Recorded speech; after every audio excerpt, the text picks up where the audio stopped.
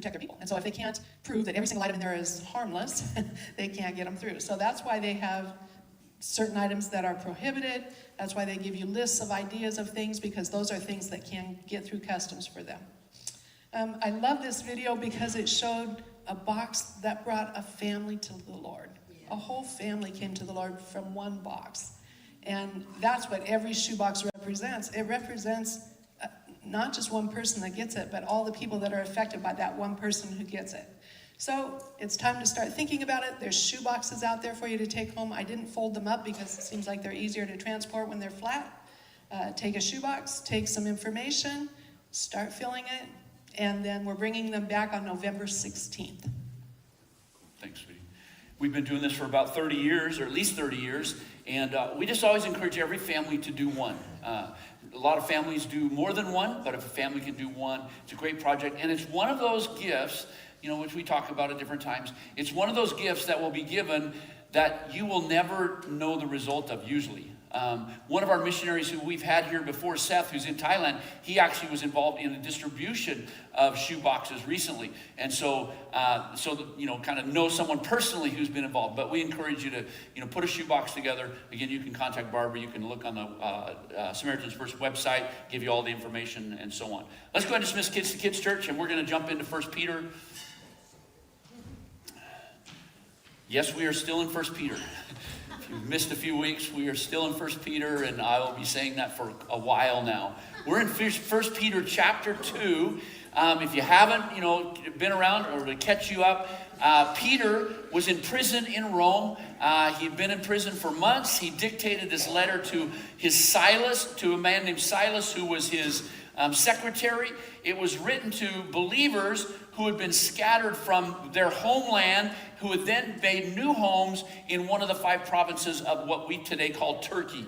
And he was trying to encourage them. They had left their homeland because of difficulty and hardship, persecution, and settled in the new land. But in the new land, there's difficulty, hardship, and persecution.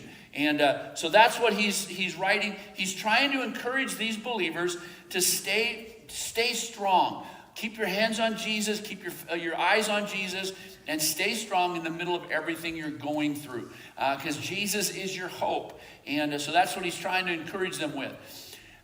So here's the passage we're going to read today, and I'll just read it, and then we won't read it all together, but here it is up on the screen, and if you're a note taker, it'll give you the reference at the end. So let's go ahead and throw that first slide up.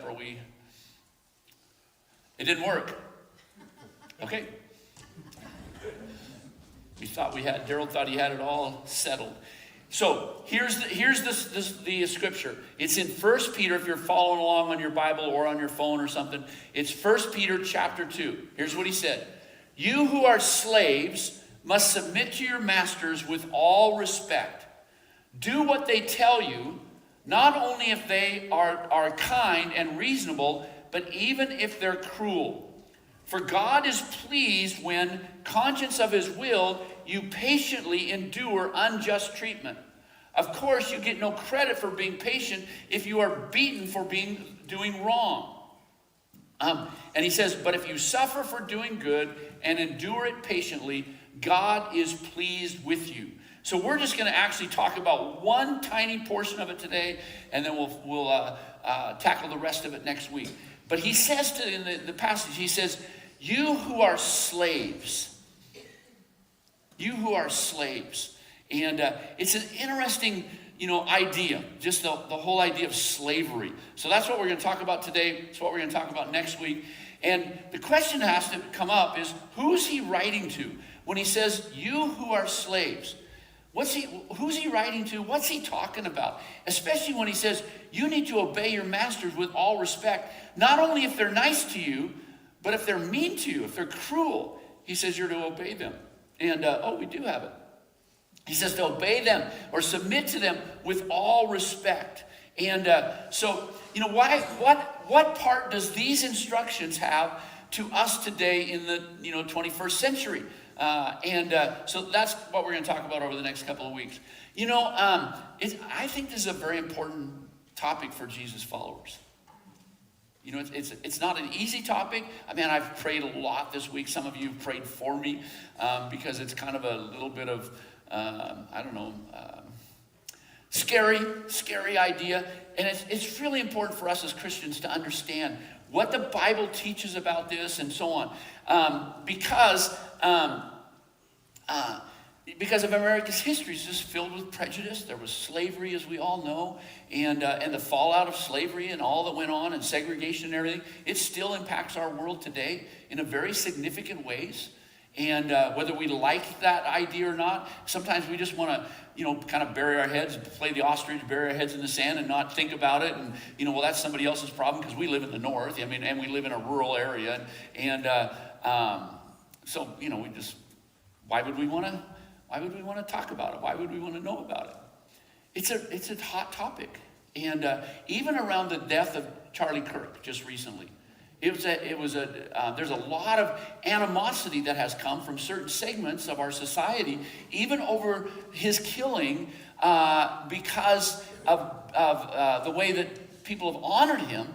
And some people saying, well, man, some of the things he said, or some of the positions he had, or some of the things that have been taken out of context that then have been promoted that he said, have angered people. It's angered business people, it's angered politicians, it's angered church leaders, especially black, colored church leaders, it's angered them. Why are we honoring, some of the things that were said and so on? Again, it's just a hot topic. And then if you start thinking about it in regards to some of the organizations in our country, Black Lives Matter, that whole organization and all that was around, that whole thing. If you think about it in regards to some of the things about white supremacy, the talk about neo-Nazis, the talk by white supremacists and neo-Nazis. Let's just be honest, they do exist. They may not be in large numbers, but they exist. And so it's a topic that needs addressed. It's a topic that we need to have some understanding of.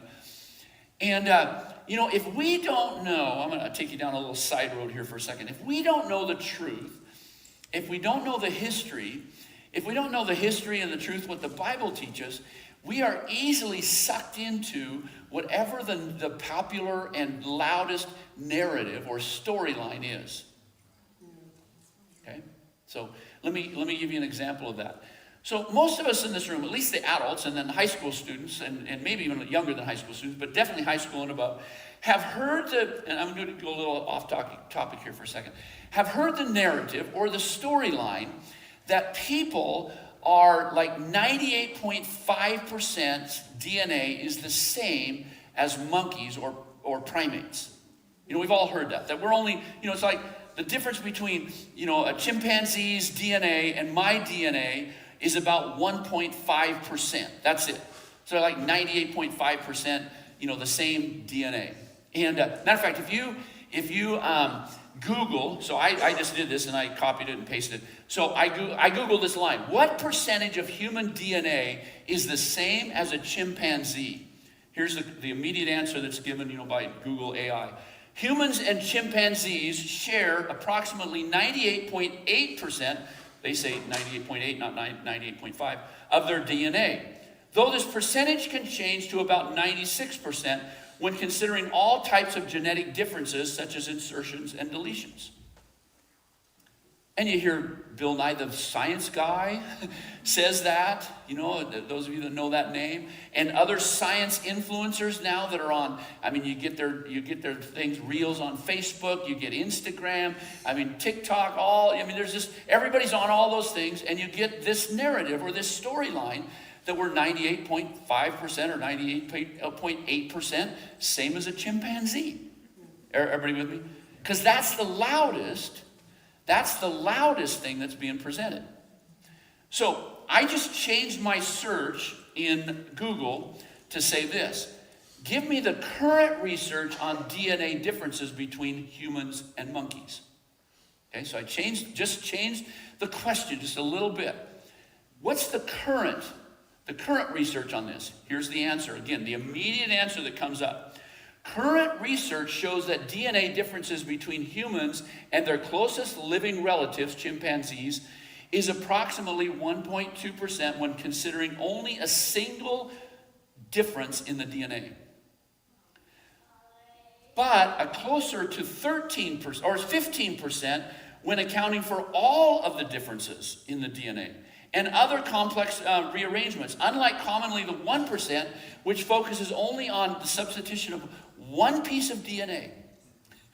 When you start trying to compare all the DNA of a human to all the DNA of a chimpanzee, now you get somewhere between 15% and as high as 25% difference. Well, that's a significant difference. But the storyline, the loudest storyline, the one that gets the most press and the one that's been held on to for a while is there's only a 1.5, 1.4, whatever difference. Does everybody get the picture? That's the narrative that we hear, but the more we research, the scientists research, the researchers go through DNA and mapping the human genome, the more they find. So what they're talking about is here's the DNA of a human, here's the DNA of chimpanzees, and here they take one little piece of it and they go, oh, well that lines up right there with the human DNA, okay? And so because it lines up right there, well, it's only a 1.5% difference. There's only a few letters that are different in the DNA. But now if we try to take all this DNA and line it up to this DNA, it doesn't even line up, okay? And then even if you just, count for the ways it doesn't line up all the way, and then the differences, you're talking about 15 or more, 25%. But that's not the narrative. I mean, the narrative, hopefully when you leave here today and you hear someone say that, or you see it, you're scrolling through, whatever, some scroll. My mind just went blank. So through some scroll and you see that idea, you'll go, oh, that's not true. Or you're talking to someone, you'll say, that's not true. That's not true. And you can do your own research on it, but that's, whatever the loudest narrative is the narrative that we start to believe. So what is the truth about what the Bible teaches about slavery? And so that's what we're going to dig into. And because again, if we don't know the history, we don't know the truth, we don't understand it, then we just get sucked into whatever the latest narrative is about this subject. Is everybody with me? Yes. Okay. So he said this. He said, you who are slaves must submit to your masters with all respect. You who are slaves must submit to your masters with all respect. Now, when I read that, and I've been reading it for a long time, it sends me in a swirl. Like all kinds of confusing things. All kinds of questions. Does that do that to you? Like all kinds of what? It just has done it for a long time. When the George Floyd thing happened, I'm going to do a little talk back again for just a second. When the whole George Floyd thing, do you guys all remember when the George Floyd thing happened a few years ago? When that happened, the Sunday afterwards, because it was a huge thing in our country, the Sunday afterwards I got up and I said, I'll just repeat, some of you were here in the room when I said it, but I said, this whole thing with George Floyd that's happening, I said, I just have to be honest, as your pastor, I don't understand a lot of things about race and prejudice. I said, this is exactly how I said, I came out of a vanilla ice cream machine. I lived in and it wasn't a swirl, okay? My dad was white and my mom was white. I came in, I was like vanilla. And then I lived in a vanilla community, and now we live in a vanilla community, and there's not a lot of colored people in our community. And I said, as a matter of fact, some of the colored people in this community are my own boys who are Cambodian, who are Asian. When they were in kindergarten, kindergarten or first grade, some kids were kind of teasing them about their skin color, and they came home and were talking to us about it. And I said, to Kelly and Kyle, I said, what the funny thing is white people will spend all kinds of money to get a tan. And you have the perfect skin color. People are paying to get that color of skin. So it's just a funny world. So I said, and we're in a vanilla community. I said, so you know what I'm doing? I'm listening. Because I don't understand this. I don't understand racism. I have never been in a situation where I understood it. I said, now we have talk to our boys because, again, they're colored and sometimes get confused with Hispanics. I can tell you some funny stories about that. And we said, if you get pulled over by a law enforcement officer, you just need to mind your P's and Q's and do what they tell you, and, you pick up the pieces afterwards. Everybody got, okay? And we had someone who got up and left church and emailed me and said, I am never going to go to a church where the pastor says he's just listening. And I thought, what better response could a pastor give than to say, I'm trying to learn and understand some of this? Again, if we don't understand, if we don't have some history, if we don't have some knowledge, and I said, well, bless you, wherever you find yourself settled, bless you. But that I'm trying to learn. I'm trying to understand what this is all about. And sent me down a bunch of study. But it still sends me in a little bit of a spin in regards to these verses. Here's some other verses. 1 Corinthians 7 says, are you a slave? Don't let that worry you. But if you get a chance to be free, take it, the Apostle Paul. Or he says to the church in Ephesus, he says, slaves, obey your earthly masters with deep respect and fear, remembering the Lord will reward each of us for the good we do. Or in another verse, just a little while later in Ephesians, he says, masters, treat your slaves in the same way. Don't threaten them. Remember, you both have the same master in heaven, and he has no favorites. Colossians 3 Paul wrote, he said, slaves, obey your earthly masters in everything you do. Try to please them all the time, not just when they're watching you. Colossians 4, masters, be just and fair to your slaves. Remember that you also have a master in heaven. He wrote in 1 Timothy to Timothy, who led the church in Ephesus, he said, the law is for people who are sexually immoral, who practice homosexuality, or are slave traders, and who do everything else that contradicts the wholesome teaching that comes from the glorious good news. I'll read a couple more here in a second. Let me just make a comment on that. It's interesting that he says, these people, warn these people. And he talks about sexually immoral, he says, and who practice homosexuality, or are slave traders, or those who do anything else that contradicts sound teaching. What's the implication?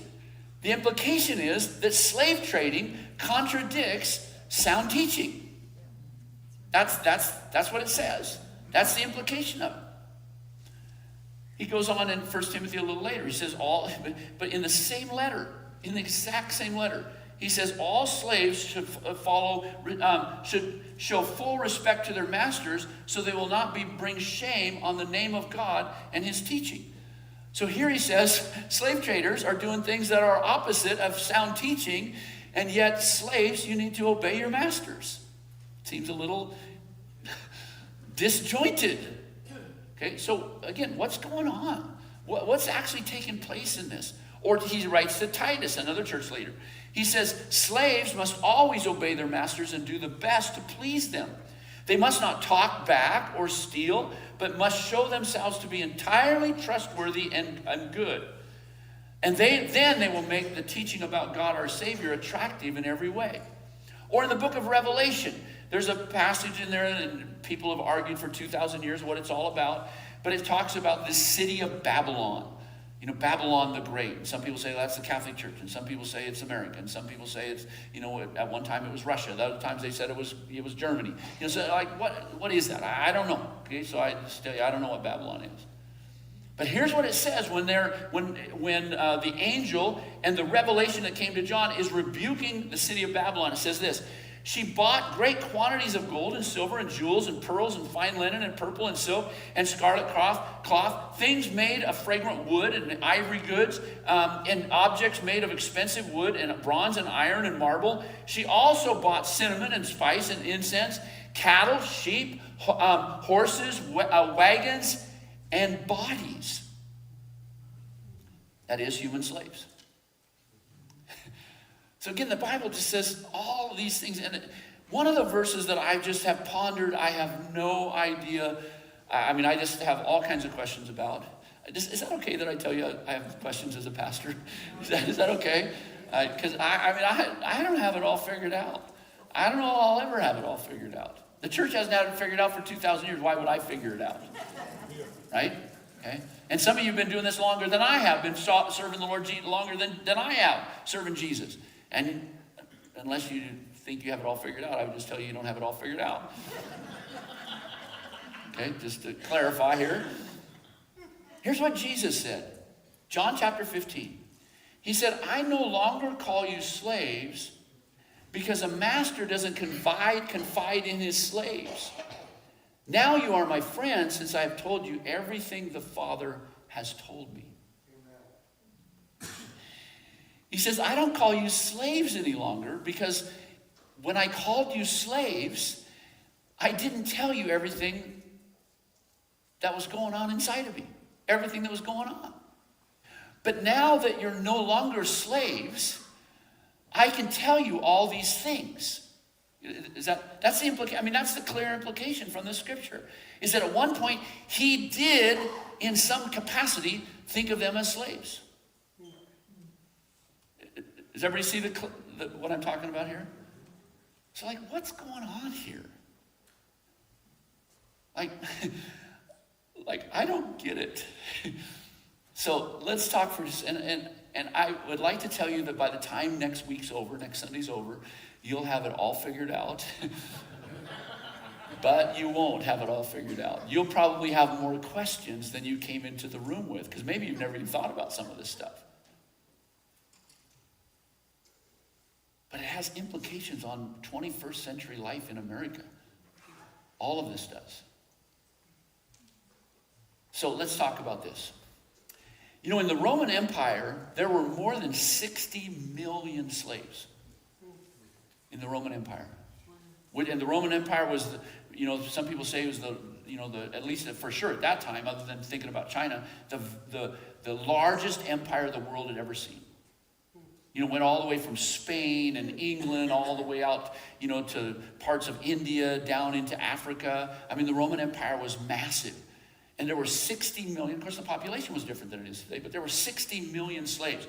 Somewhere between 25%, it's hard to figure out, but somewhere between 25 and 40% of everyone in the Roman Empire was a slave of some sort.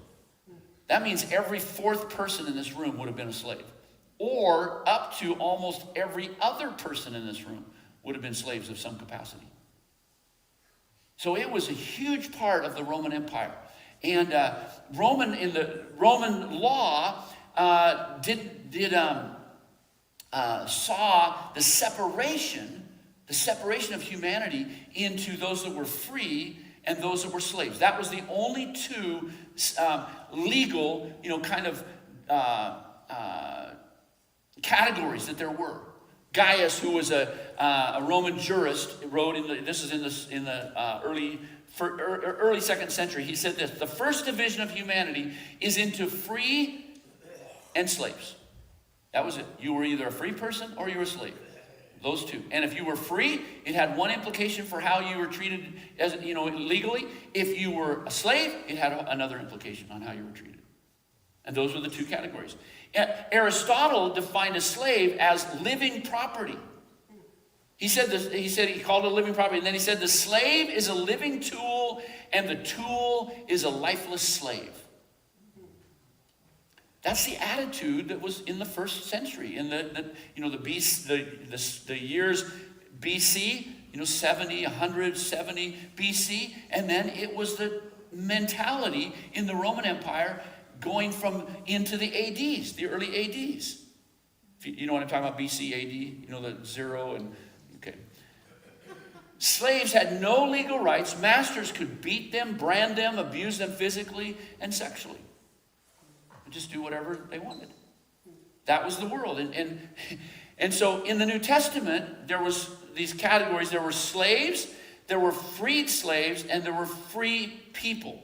And slavery in the ancient world was not about skin color or race. Okay? In America and the Western world, the Western Hemisphere, most slavery was about skin color and race. It was not that way in the Bible. It was really, in the New Testament times, it was really more about social position, ethnic background, tribal wars, people groups, and so on. So let me just talk about some different slaves. There were people who were born into slaves. Okay? They were just people born into slaves. Your grandparents were a slave, your parents were slaves, you were slaves. And then unless you were able to free yourself, which there in the ancient world, there was almost always a way that a slave could free themselves. They could buy their freedom, they could work their freedom, and there's all kinds of things they could do to get free if they had the means to do it. Okay? But many slaves, many of those, 25 to 40% of the Roman Empire that were slaves, many of them were slaves because they were just born a slave. That's just how it was. And so that was part of it. There were people who were slaves as a result of conflict. So you had a king of a province, and of course the Roman Empire, they conquered tribe after tribe after tribe after kingdom, and they get all these people. They could take them as prisoners of war. And then what they would do oftentimes, they would put them into slavery, or oftentimes what would happen is a soldier who was part of the troops that was battling wherever the property happened to be, and they were part of the victors, then they would just, as a reward, they would give them a slave. They would go, man, you fought so brilliantly. You're so valiant in the battle. So I'm going to give you Greg as your slave. And so Greg, is now my slave as a spoil of the war. This happened all the time. And it happened all over the world. Okay? All over the world it happened, not just the Roman Empire. But Greg's now my slave. And then I had and I might be a slave who was a soldier who now have my own slave, and I can determine that, I'm going to sell Greg because I need some money. So I say to John, John, you need some help around your house. And so you know what? I got this guy, Greg. He's a great guy. He would be wonderful. And then I would sell him to John. Everybody got the picture? That's one of the ways that slavery happened. There were spoils. So anyway, and sometimes slaves became slaves because of a judicial ruling. They did something. They did something criminal, and instead of putting them in prison or executing them, they just put them on the slave block, and they became someone's slave. Maybe even being the slave of the person that they did damage to pay their penalty, to pay, the cost of whatever their crime was. There was another group of people that are what are called domestic slaves. And this is actually the term that's used when Peter says, not all the other ones I read to you, but when Peter said, slaves, obey your masters, this is the category he was talking about. They're called domestic slaves. And oftentimes a domestic slave was part of the money lending system. Okay, so just follow me here. So I'll go back and pick on Greg again because I love picking on Greg. So I say to Greg, he said, Greg, I need some money to get my car fixed. Okay, and I would work for you for nothing or for the debt if you would just give me the money to get my car fixed. And so Greg would give me the money to get my car. Of course, back then it would be get my donkey fixed, but I get my donkey fixed.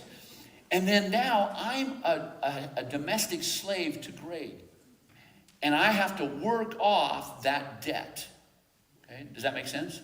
So whatever he wants me to do, I got to work my way into paying off that debt. And it was all part of this money lending situation. And that's often what it would be. Or they would have a parents, and this happens in the world today. This is part of what Rebecca, when she was here a couple of weeks ago, talking about rescuing people from human trafficking, is what will happen is a family will use one of their children as collateral for a debt, or use one of their children as collateral for borrowing funds of some sort. And so the child becomes the collateral, your house is the collateral. Those of you that still, have a mortgage, and those of you that don't have a mortgage, you still don't own your house, because if you don't pay your taxes, they're going to come take it anyway. But anyway, that's a whole other subject. But your house is your collateral. I think you all understand what I'm talking about. Well, they would use kids as collateral. They'd use family members as collateral. So I'm not gonna sell myself to Greg, but my oldest son, I'll sell him, or maybe my youngest son, whatever it happens to be, I'll sell him to Greg as collateral for whatever the finances that I needed. They would do that. And children who were born, so if a child's born to a domestic slave, so I'm a domestic slave of Greg, Barbara and I have a child, even though I'm a slave, our children would have been free. Okay? That was an interesting thing that happened there. They would be free. And oftentimes domestic servants and domestic slaves could actually buy their way out. A lot of historians say that this whole idea of calling them domestic slaves was really too strong of a word. But domestic servants is too weak of a word.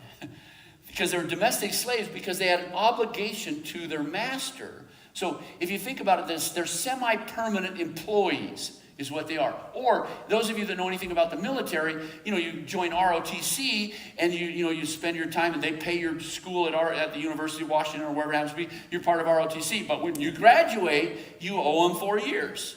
Whatever that happens to be. And or if you go to West Point or one of the military institutes, you get your degree. It's all paid for, but now you owe whatever the time is. So, and you're not free. You're a domestic slave.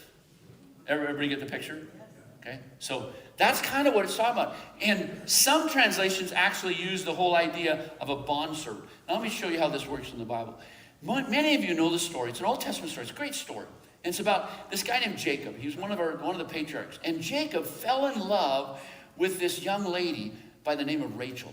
And it says she was beautiful, she was smart, she had everything going for him. And Jacob fell in love with her. And Jacob wants to marry her. And so he goes to Laban, and Laban says, well, you can have my daughter, but you have to work. Those of you that know, you have to work what? 7 years. You got to work for 7 years, and then after the 7 years are over, then you can have Rachel, my daughter. So Jacob goes, this is a good deal. And he becomes a bondservant. He becomes a domestic slave. He becomes, in a sense, obligated to Jacob for this daughter. And then, if you know the story, 7 years go by, and wedding happens, and they go into the honeymoon tent. They go into the honeymoon tent, and Jacob slips in Leah. Okay, and Rachel's the one he loved, and Rachel was the beautiful one, and Leah was the plain one. But he was probably drunk, didn't know, slept with her. The next morning he wakes up and rolls over and wakes up and goes, oh my word, this is not Rachel. And he goes to Laban, you tricked me. He said, well, I can't give you my youngest daughter. You got to have the oldest daughter first. You did the oldest daughter, then you can have the younger daughter. That's how it goes. So if you work another what? If you'll work another 7 years, then you can have Rachel too. And he said, okay. So for 14 years, he was, in essence, he was a domestic slave to Jacob. Did everybody get the picture? To Laban. Yeah, to Laban. Thank you. She's listening. None of the rest of you are even paying attention. Oh, did Wally get it? Did he? Okay. Oh, you guys all got it back there. So, and the interesting thing about being a bondservant and being a domestic slave is often domestic slaves could own their own slaves. So you'd have a domestic slave in a household who had their own slaves who maybe worked for other households or worked for them while they were in the house. It was so prolific. It was so prolific and so common that it was just part of everyday life. And that's how the New Testament treats it. Try to get through this real quick. That people were either slaves. It was so much a part of everyday life that people were either slaves, they owned a slave, or they personally knew someone who owned a slave.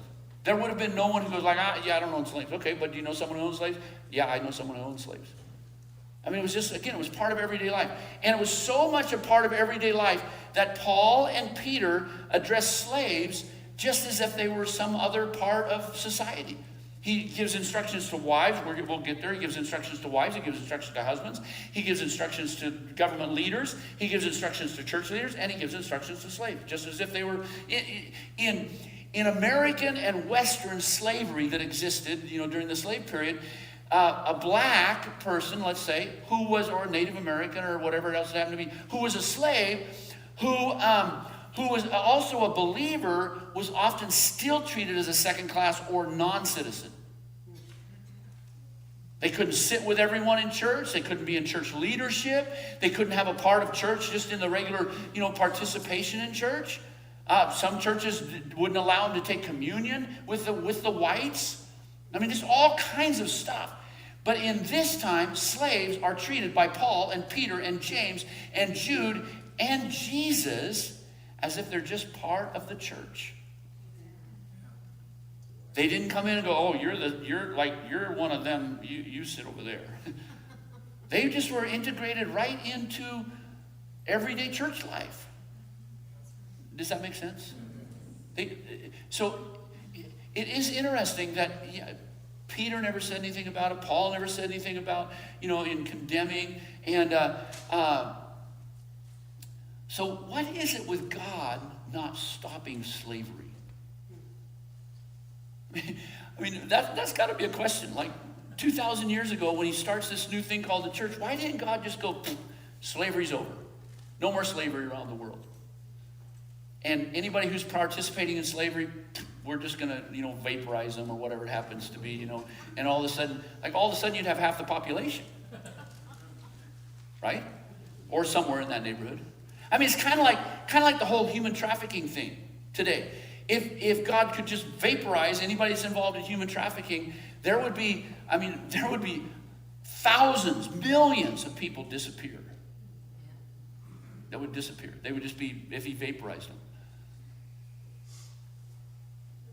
Why didn't Jesus take on the mission of doing away with slavery? I mean, he could have taken on that mission. He comes to the planet, born as a baby, we know the whole gospel story. And his mission could have been to end this wretched slavery in the Roman Empire and around the world. But slavery is not the root of the problem. The root of the problem is what? It's the human heart. That's what Jesus came for. He came to deal with the dark, wretched, ugly, perverted human heart. Right? That's what he came to deal with. Because you could have, there's not a country in the world that has not had slavery. Sometimes Australia would say they didn't have slavery because Australia didn't become a country until 1901. But prior to 1901, when they were a non-country, they had slavery. They enslaved Aborigines, they enslaved people from other countries. So they're the one country that go, we're Australians, we've never had legalized slavery. Well, yeah, since you started your country. Does everybody get that? It's like, hello? And in the world today, the last country to outlaw slavery was Mauritania in 1981. So slavery was still legal in 1981 in Mauritania, which is a country in East Africa on the coast. Every country in the world, slavery is illegal today. But by all imaginable, kind of evaluations, there's somewhere in the neighborhood of 50 million slaves around the world today. They're working in the mines, they're working in the trades, they're working in, sex industry. Just around the world, 50 million that are involved in what we would call slavery. Now, it's not racial slavery, it's economic slavery, it's perversion slavery, all kinds of things, but it's not in the sense of racial slavery. So again, if God were to, if Jesus were to take that all on, what he's got to take on, he's got to take on the human heart, is what he's got to take on. Because you outlaw, people are so wretched. The human race is so dark and so wretched that any brand new technological invention that comes around, any new breakthrough in computers immediately gets adopted by who? Pornographers.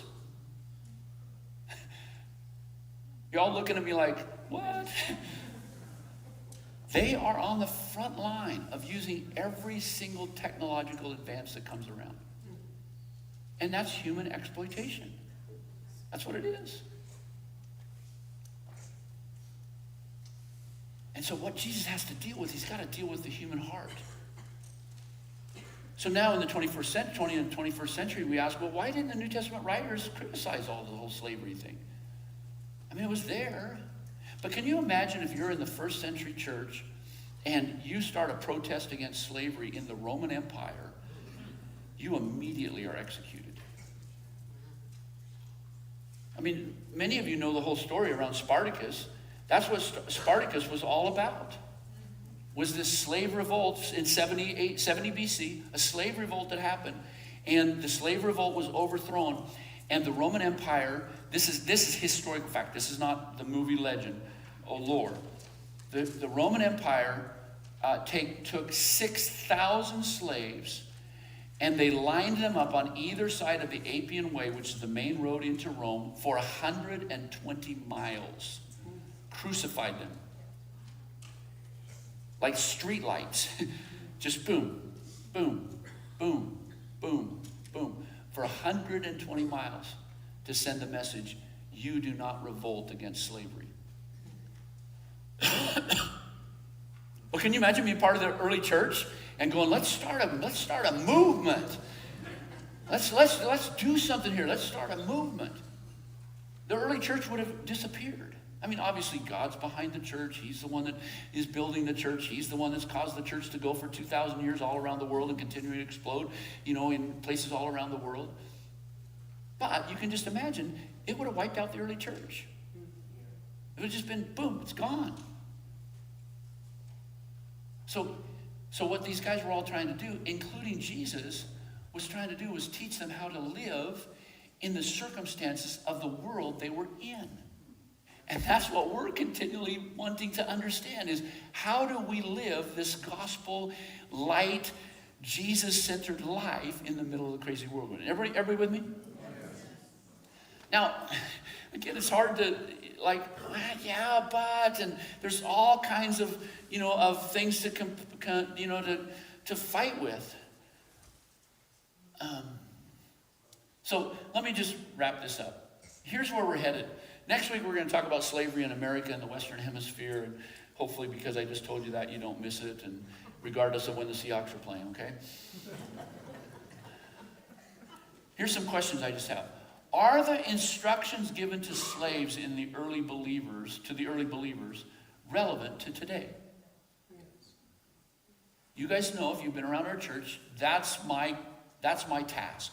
My task is to take 2,000 years and 3,000-year-old instructions and help us all understand, how does it work today? What does this mean for living today in the 21st century in America on Whidbey Island or in the Puget Sound region? Okay? Is there an application for you and me in all of the instructions on slavery? What do we do with the instructions about slavery? The implications, just these implications. Slavery is evil. No matter how you cut it, slavery is evil, and it is a result of the human heart. Bottom line, where slavery, anyway, okay. Let me make one more little side thing.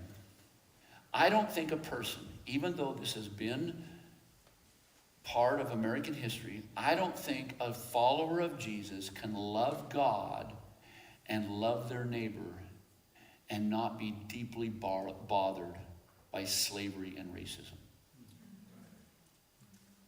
Let me just say it again.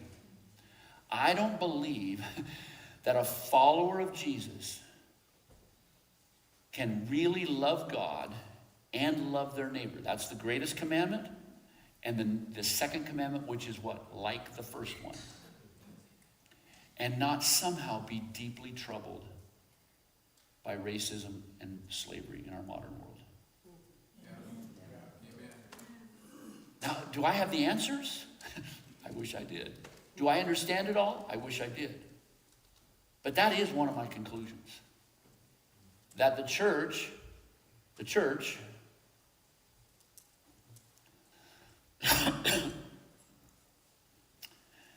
often has had this wrong.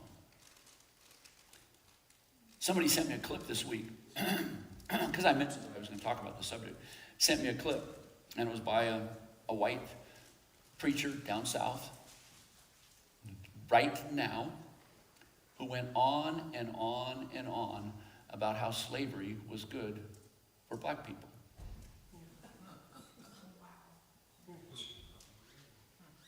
And if you see something like that, it should trouble you. Y'all with me? And if you're not, you probably aren't coming back next week. So that's just how it works.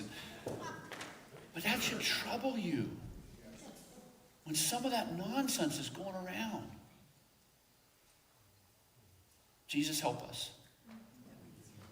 Help us, Jesus. And we can talk about other people's wretched hearts and things that have gone on that have been evil and destructive and black and dark.